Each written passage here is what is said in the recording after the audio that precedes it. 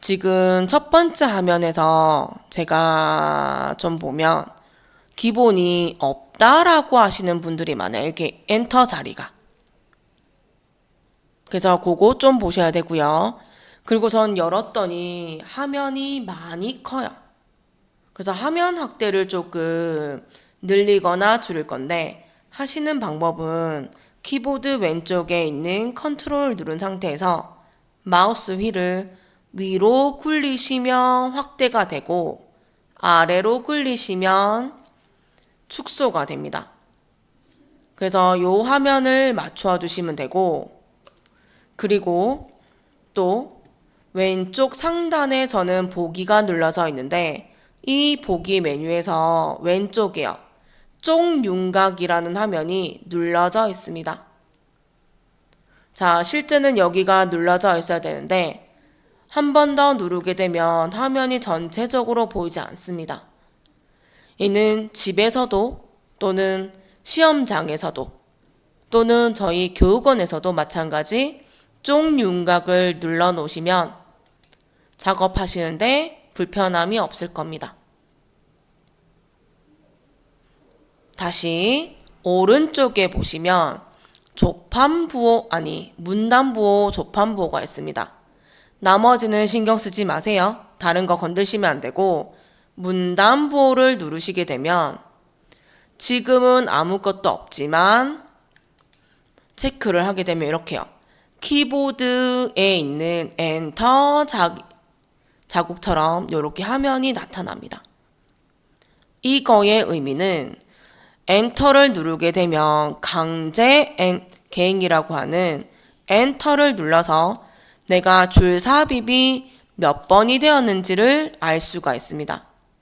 보통은 이렇게 나는 제목이야 라고 적으시고 본문을 적을 때 이렇게 엔터를 누르시면서 나는 본문이야 라고 행하게 됩니다. 그럼 이렇게 제목이야 본문이야를 눈에 띄게 만들기 위한 문단부호는 체크를 하는 겁니다. 제가 쫄대 파일도 보면 기본적으로는 문단 모양이고요. 지금도 이렇게 제가 확대를 하게 되면 줄 삽입은 보이지만 띄워쓰기 한 자리는 보이지 않습니다. 그러면 나는 띄워쓰기 한 거 몇 번씩 했는지 보고 싶다. 그러면 조판부호를 누르게 되면 이렇게요. 연에 잘 보이진 않네요. 자, 엔터 자국과 띄워쓰기 한 자리를 볼 수가 있습니다. 저 하나만 또 실행할게요.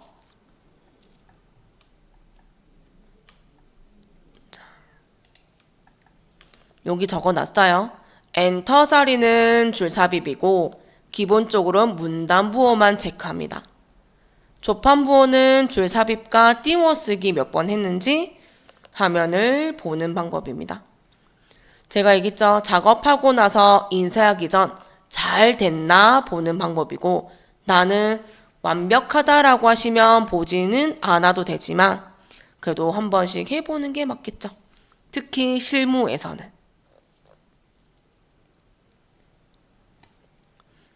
다시 돌아가겠습니다. 저 이거 했습니다. 지금 요거 했습니다.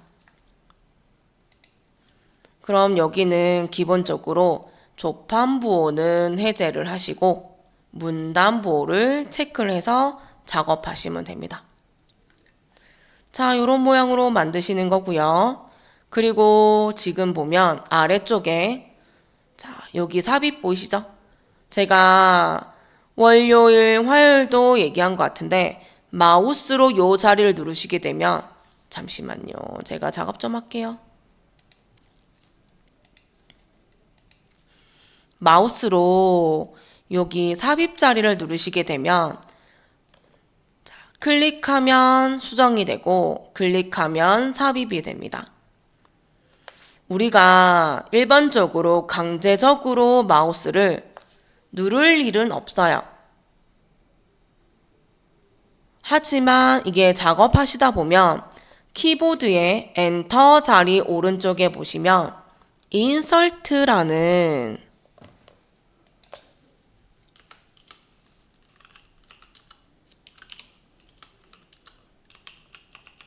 인설트 키라는 요 키가 있습니다. 이 키를 모르고 누르게 되면 저 누를게요. 지금 여기 삽입이에요. 마우스 클릭 안 해요. 인설트를 누르게 되면 누르면 수정, 누르면 삽입이 되어서 얘네들을 누를 경우가 있더라고요. 왜?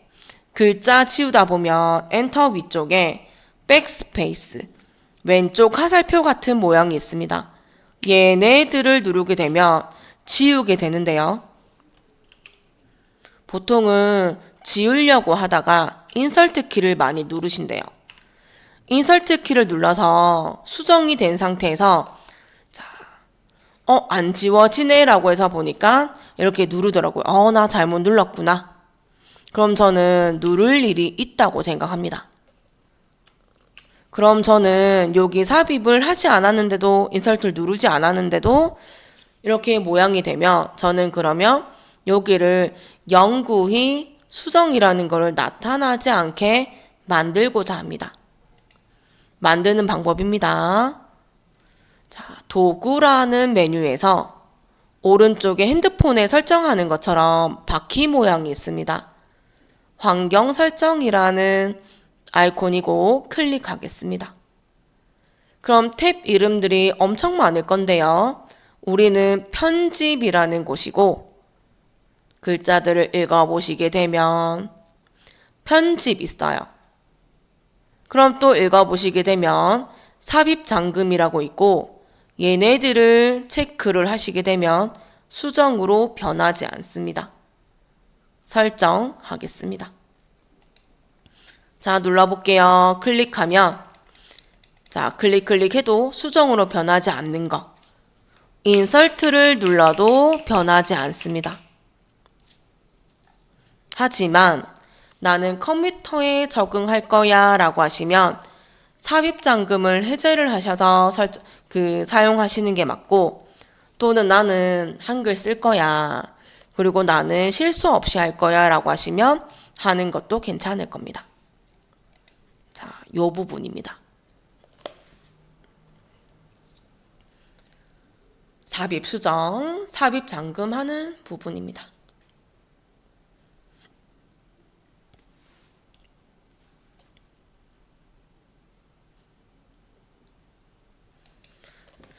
자, 다음 편집 용지가 있고, 그리고 페이지 나누는 부분 있고, 저는 지금 아까 글자들을 적으면서 뭐 했냐면 컨트롤 Z도 했습니다. 컨트롤 Z는 나 실수했네, 다시 되돌려야지 라고 하는 기능입니다. 자, 요거 해볼 거고요. 그리고 얘는 여기서 말고 책도 한번 보면서 하겠습니다. 일단은 글 내용들만 좀 봐주시고요. 자, 그러면 3쪽에 가셔가지고 체크 좀 해드릴게요. 그리고 저는 여기는 다 지울게요. 시험장 가시면 또는 한글들을 열 때마다 작업해야 되는 거 잊어버리지 마세요. 제가 3쪽에 화면을 그대로 문제지를 하나 띄우겠습니다. 지금 여기 3쪽은 요 화면과 같을 겁니다. 수험자 유의사항과 답안 작성 요령입니다. 아마 책에도 3쪽에도 보시면 노랑 파트 있을 거라서 읽겠습니다. 이게 저랑 여러분들이랑 이게 틀리다고 얘기하시더라고요. 읽을게요. 문제 조건은 한컴 오피스 2020 버전으로 설정되어 있으며 한컴 오피스의 애니오는 2016 버전은 직각 깔로로 표기되어 있습니다. 이와 관련해서 작성한 답안의 출력 형태가 문제지가 다를 수가 있습니다 라고 합니다. 그래서 헷갈리지 마시기 바랍니다. 우리는 얘네들을 쓰지 않을 거라서요. 그리고 답안 작성 요령 읽을 건데 일단 제가 번호 먼저 얘기할게요. 번호 먼저.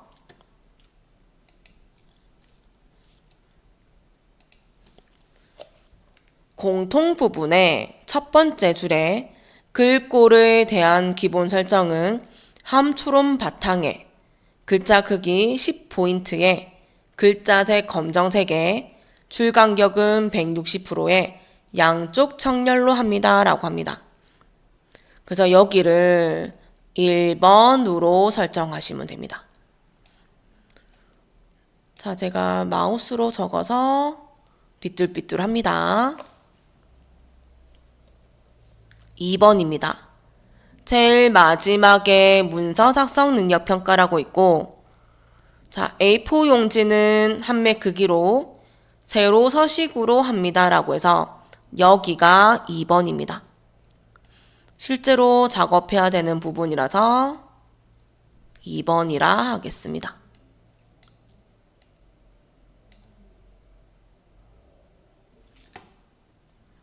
왔다 갔다 거려요. 공통 부분의 네 번째 점이죠. 용지 여백은 왼쪽 오른쪽 11mm, 위쪽 아래쪽 머릿말 꼬릿말은 10mm, 제보는 0으로 하라고 합니다. 여기가 3번입니다.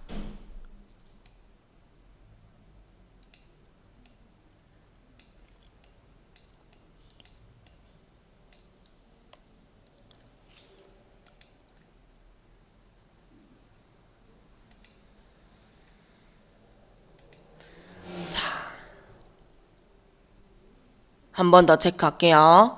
여기 있는 용지 여백과 마지막에 문서 작성 능력 평가의 첫 번째 동그라미는 같은 기능입니다. 그렇다면 같은 위치에서 하자라고 했기 때문에 이 둘이를 시험장 가서도 연습하실 때는 마찬가지 이으세요.